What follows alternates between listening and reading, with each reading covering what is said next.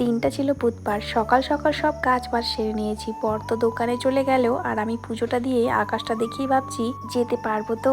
যাই হোক, রান্না বান্না করে রেখে দিলাম আর আমিও খেয়ে নিয়ে বেরিয়ে পড়লাম। আর বাসে লাস্টের সিটে বসতে আমার কেন জানি খুব ভালো লাগে, তাই একদম লাস্টের সিটও পেয়ে গেছিলাম। আর এই যে দেখো, বাস থেকে নেমে এই বোন চলে এসেছে আমাকে নিতে।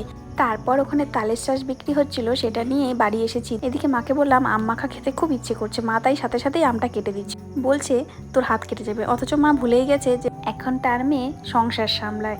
আর যাই হোক, এদিকে দেখো সবাই মিলে মজা করে খাচ্ছিলাম। আর ওই সময় আমাদের গপুর ড্রেস চলে এসেছিল, মা অর্ডার করেছিল ছোট ছোট দুটো ড্রেস। এই দেখো কত কিউট না।